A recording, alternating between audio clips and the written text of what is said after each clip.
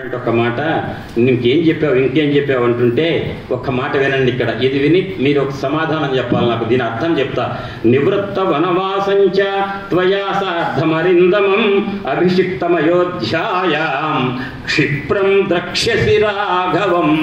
ఇది మళ్ళొక్కసారి వినండి. నివృత్త వనవాసంచ త్వయా సార్ధమరిందమం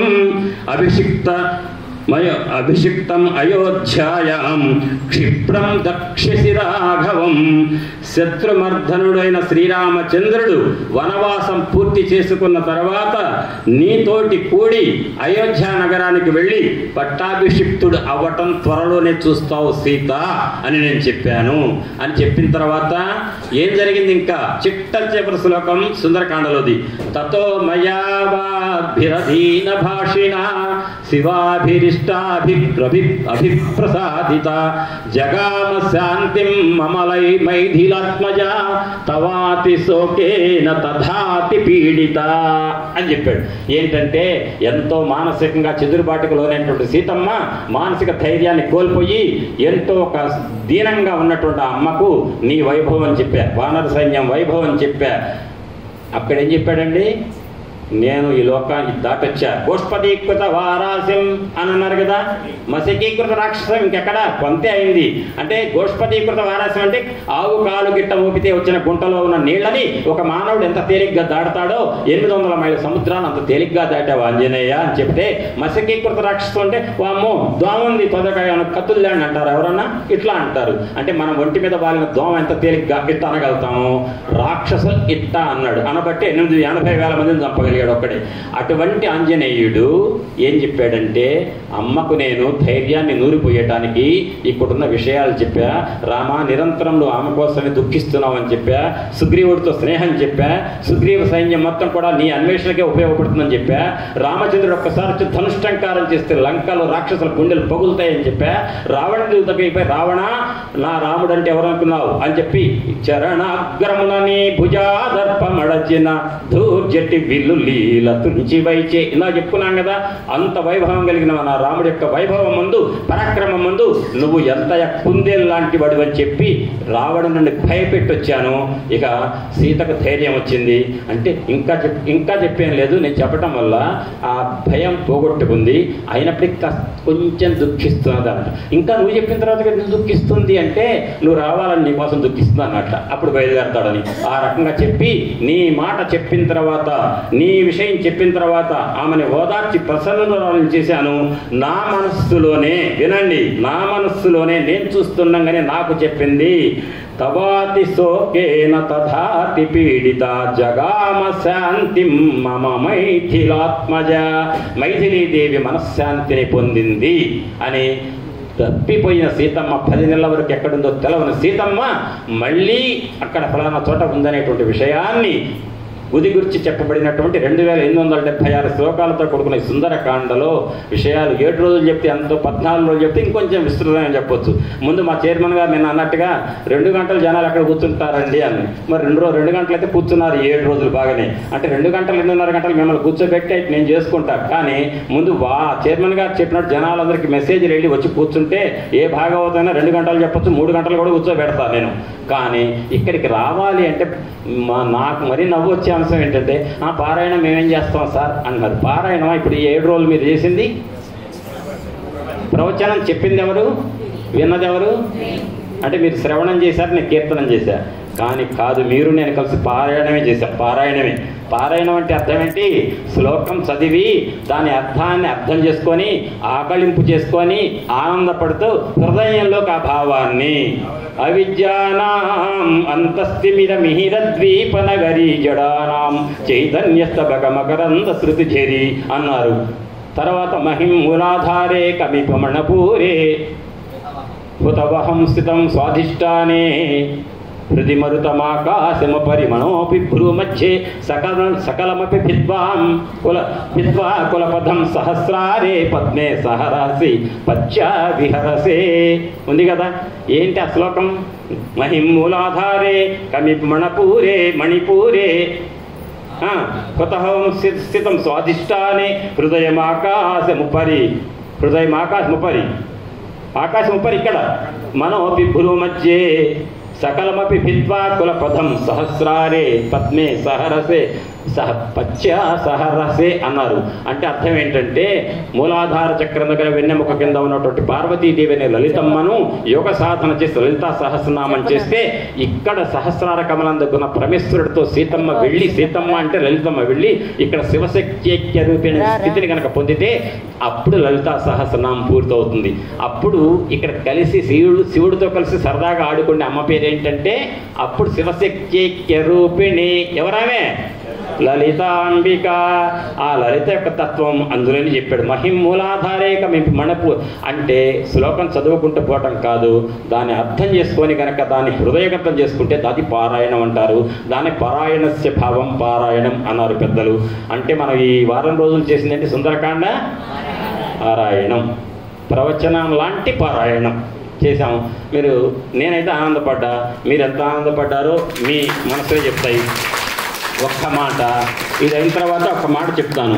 రామ పట్టాభిషేకం కూడా జరిగింది, మొత్తం యుద్ధం పూర్తయింది. యుద్ధంలో రామచంద్రమూర్తి గెలిచాడు, రావణాసురుడు వధించబడ్డాడు. పుష్పక విమానంలో అక్కడ కొట్టుకొచ్చాడు కుబేరుడి దగ్గర. పుష్పక విమానం ఉంది, అది తెచ్చిపెట్టాడు విభీషణుడు. దాంట్లో అందరు ఎక్కారు, కిష్కింధలో దిగారు, కిష్కింధలో స్నేహితులను ఎక్కించుకున్నారు, అయోధ్యకి వెళ్ళారు. అయోధ్యలో రామ పట్టాభిషేకం అయింది. అయితే ఈ మధ్యలో ఒక చిన్న మాట, యుద్ధం జరుగుతూ ఉంటే ఒకరోజు రాత్రిపూట శక్తి అనే ఆయుధాన్ని ప్రయోగించాడు. ఆయుధాన్ని ప్రయోగిస్తే ఇంద్రజిత్తు అందరు పడిపోయారు. ఒక్క విభీషణుడు ఆంజనేయుడు ఇద్దరు మాత్రం ఈ శక్తికి అస్త్రాలకు లొంగరు, వీళ్ళ మీద పనిచేయవు. అదే రకంగా జాంబవంతుడి మీద కూడా పనిచేయదు. జాంబవంతుడు పాపం వృద్ధుడు కాబట్టి శక్తి తగ్గి చూపు తగ్గి పడిపోయాడు. మొత్తం రామలక్ష్మణులతో సహా అందరూ మూర్చిల్లి పడిపోయారు శక్తి ఆయుధ ప్రభావం వల్ల. ఎవరు ఎక్కడ లేస్తారు, వీళ్ళంతా ఎట్టి బ్రతికి బట్టగట్టట్లా అనుకున్న సమయంలో ఆంజనేయుడు విభీషణుడు కలిసి ఆ యుద్ధరంగం మొత్తం ఎదుగుతున్నారు. పడిపోయారు అందరు కూడా. వెళుతుంటే ఒక చోట మూలుగు వినపడుతుందట. మూలుగు వినపడితే వెంటనే అక్కడికి వెళ్ళి అదిగో మూలుగు వినపడుతుంది అంటే మూర్ఛపోకుండా ఉన్నవాడు ఎవరు? మన ఇద్దరితో పాటు ఒకడు ఉన్నాడు. ఎవరు? జాంబవంతుడు. ఆయన ఏమో అనుకుని అక్కడికి వెళ్ళి తాత జాంబవంత అనగానే నాయన విభీషణ అన్నట్ట. తాత నేను అంటే విభీషణ ఆంజనేయుడు బతికే ఉన్నాడా అన్నట్ట. వెంటనే విభీషణుడితో అన్నట్ట, జాంబవంతుడితోటి విభీషణుడు అన్నట్ట, ఏం తాత నీ బుద్ధి ఇప్పటికీ పోగొట్టుకోలేదా? రాముడు బ్రతికున్నాడా? లక్ష్మణుడు బ్రతికున్నాడా? సుగ్రీవుడు బ్రతికున్నాడా? అవసరం లేదా? ఆంజనేయుడు బ్రతికున్నాడా? ప్రతిదానికి ఆంజనేయుడేనా అంటే, విభీషణ ఆంజనేయుడు ఒక్కడు బ్రతికుంటే సైన్యం మొత్తం చచ్చిపోయినా బ్రతుకుతారయ్యా. ఆంజనేయుడు ఒక్కడు పోతే అందరూ బ్రతికున్న పోతారయ్యా అన్నాడు. అస్మిన్ జీవతి వీరేతు హతమప్యహతం బలం హనుమకూర్చిత ప్రాణే జీవంతోపి వయామతం అని చెప్పారు. అక్కడ ఏంటంటే ఆంజనేయుడు అందరినీ బ్రతికించడానికి కావాల్సిన సంజీవన పర్వతాన్ని తీసుకొచ్చే సమర్థుడయ్యా ఆంజనేయుడు. కాబట్టి ఆయన బ్రతికుంటే అందరూ బ్రతికున్నట్టే. అది ఆంజనేయుడు వైభవం. అటువంటి ఆంజనేయ స్వామి వారుతో కూడుకున్నటువంటి సుందరకాండను ఒకసారి ఏం చేశాడు, ఆయన ఎక్కడి నుంచి బయలుదేరాడండి? ఉత్తరం దిక్కు నుంచి. ఏ దిక్కుకి వెళ్ళాడు? దక్షిణం. మళ్ళీ దక్షిణం నుంచి అమ్మను చూసి ఎక్కడికి వెళ్ళాడు? ఉత్తరం. అంటే ఉత్తరం అంటే కాశీ, దక్షిణం అంటే రామేశ్వరం. కాశీ నుంచి రామేశ్వరం వెళ్ళి రామేశ్వరం నుంచి కాశీకి దిగి వస్తే ఒక తీర్థయాత్ర పూర్తవుతుందంటారు. ఆ ఫలం సుందరకాండ వింటే వస్తుంది అని పెద్దలు చెప్తుంటారు. అటువంటి ఫలం మనందరికీ కూడా లభించుగాక. ఎందుకంటే 7 రోజులు ఉపన్యాసం కాబట్టి మధ్యలో నేను సమయం ఎక్కడ వృధా చేయలే. ఎందుకంటే అవసరమైన మాటలు చెప్పుకున్నాం, ఎక్కడ అవసరం లేని మాటలు రాలేదు.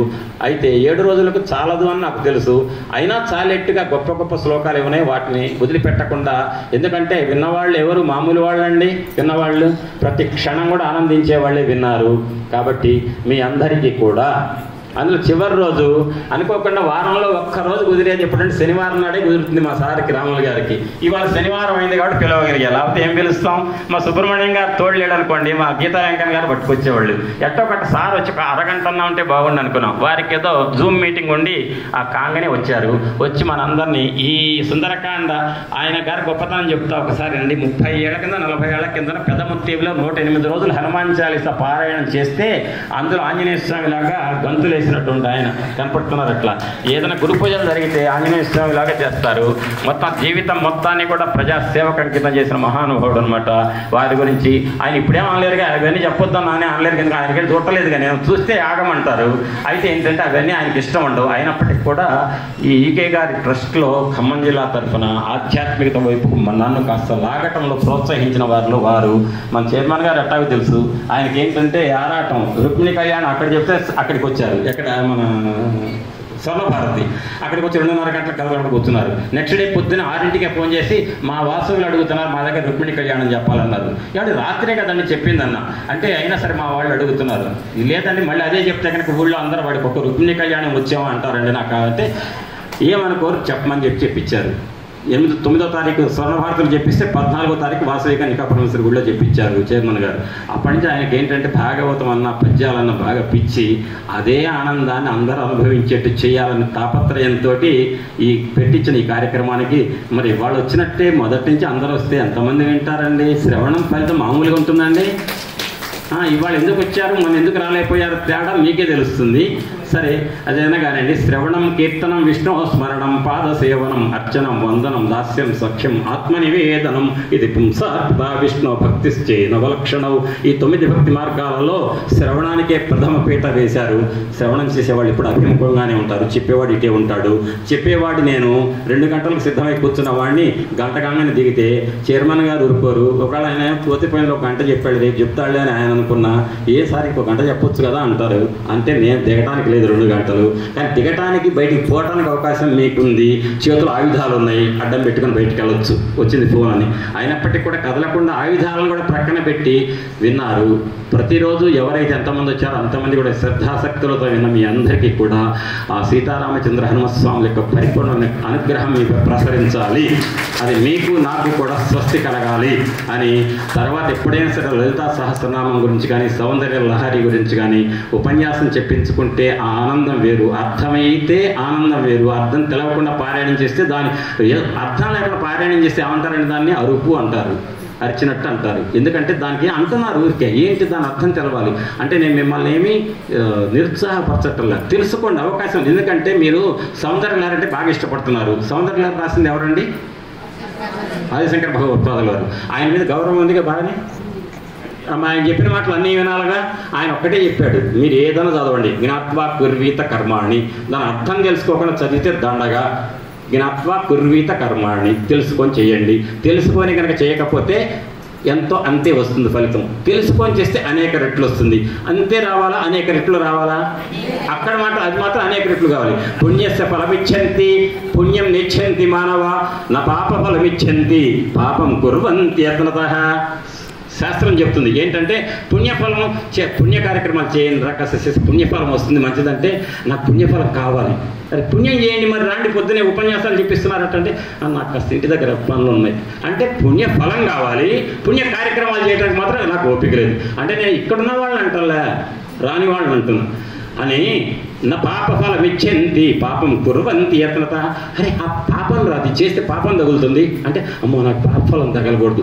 మరి పాపం చేయొద్దు అంటే అమ్మ చేయకుండా ఉండలేకపోతున్నా అంట. అంటే పాపం ఏమో చేయకుండా ఉండలేడట, పాప ఫలం వద్దట, పుణ్యం చేయడట, పుణ్యఫలం కావాలట. అది మానవ నైజం అని చెప్పింది శాస్త్రం. ఆ నైజం నుంచి బయటపడాలంటే దత్తాత్రేయుల వారు అనేటువంటి ఆ గురువు యొక్క అనుగ్రహం మనపై ప్రసరించాలి.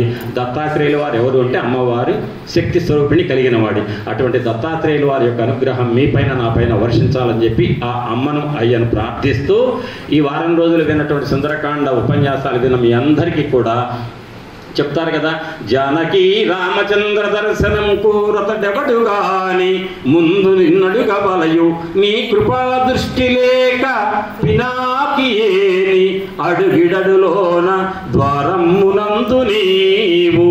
అక్కడ పెట్టారు పట్టాభిషేక ఫోటో. ఆడ దర్శనం కావాలంటే అక్కడ ఉన్నాడు ఒక ఆయన కూర్చొని కింద. నన్ను అడిగారా లేదా? ఆయన ఓకే అంటేనే ఆయన చూడాలట.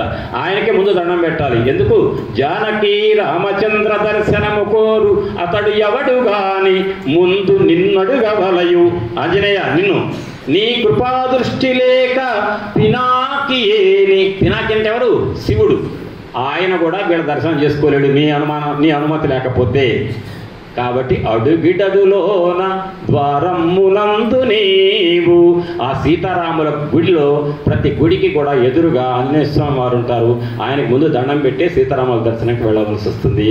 ఆ రకంగా చేయాలని చెబుతూ కంచర్ల గోపన్న గారు రామభక్తుడు కూడా ఇదే జిల్లాలో పుట్టి నేలకొండపల్లిలో దాశరథి శతకం రాశారు, రామదాసు కీర్తనలు రాశారు. అటువంటి రామభక్తుడు రామదాసుడు ఉన్నటువంటి ఈ జిల్లాలో మా సీతారాముల వైభవమైనటువంటి సుందరకాండ ప్రవచనాన్ని పెట్టించినటువంటి ఈ దంపతికి పాలకవర్గం అందరి పేర్లు నేను అందరి పేరు చదివితే మళ్ళీ ఉపన్యాసం అవుతుంది కదా, అది ఎవరు ఒప్పుకోరు. పెద్దవాళ్ళు ఇద్దరు పేరు చెప్తే చాలు. మేళచెరు వెంకటేశ్వరరావు గారు చైర్మన్ గారు, శశికళ గారుతో పాటుగా చెరుకూరు శ్రీనివాస్ గారు నాకు ఇద్దరు కనపడ్డారు. ఇంకెవరండి ఆ లక్ష్మణ గారితో పాటు సాంబశివరావు గారు ఒకడు, రమేష్ గారు ఒకడు, మిగతా అనిల్ గారు ఇందాక కనపడ్డారు. ఇక కనపడ్డ వాళ్ళ పేర్లు అయితే అనాలి, కనపడలేదు అనుకోండి నేను ఎందుకంట వాళ్ళ పేర్లు. కాబట్టి వాళ్ళందరూ చోట నుండి సహాయం చేస్తే ఈ కార్యక్రమం ఏర్పాటు చేసినటువంటి ఈ కన్యకాపురశ్రీ దేవ్యాలయం యొక్క పాలక వర్గ చైర్మన్ గారికి, వారి యొక్క అనుచర బృందం అందరికీ కూడా మీరందరూ కూడా ఎంతసేపు కొట్టండి కొంచెం అందరూ కలిసి. ఎందుకంటే దివ్యమైన సుందరకాండ పెట్టారు, వాళ్ళు పెట్టించారు. ఎవరు ఎంత అందుకుంటే అంతే అందుకున్నారు. ఎవరు ఎన్ని రోజులు వస్తే అన్ని రోజులు వచ్చారు. ఎవరు ఎన్ని గంటలు లేట్ వస్తే అంత అన్ని గంటలు లేట్ వచ్చారు. ఎవరు ఎన్ని గంటలు ఇక్కడ కూర్చుంటే అన్ని గంటలకు సంబంధించిన ఉపన్యాసాన్ని వినగలిగారు. నేను మాత్రం వీళ్ళు ఇద్దరు ఈ దంపతి మా ఆవిడ వాణి, ఇక ఒక 10 మంది మాత్రం మొత్తం మా రవీంద్ర కుమార్ గారు మొత్తం 7 రోజులు వచ్చారటండి. రాత్రి మా శశికళ గారే చెప్తున్నారు, రవీంద్ర కుమార్ గారు మా దాంట్లో ఐఎఫ్ఏగా చేసి రిటైర్ అయ్యారు. అయితే ఇప్పుడు రవీంద్ర కుమార్ నిలబడండి మీరు, ఆయన మీరు అన్నది ఆయన ఒక రామభక్తుడు. అయితే మా కేసీవీ రెడ్డి గారని మా దాంట్లో ఐఎఫ్ఏగా రిటైర్ అయ్యారు. ఇందాక నేను మర్చిపోయి వేదిక దిగితే చెప్పేవాడిని కాదు. ఆయన ఒక ప్రశ్న అడిగారండి, నాకు కాగితం ఇచ్చారు, వెనక్కి ఇచ్చారు. ఈ ఉపన్యాసం ఇంత ధర్మ సందేహం నాది ఉందని కాగితం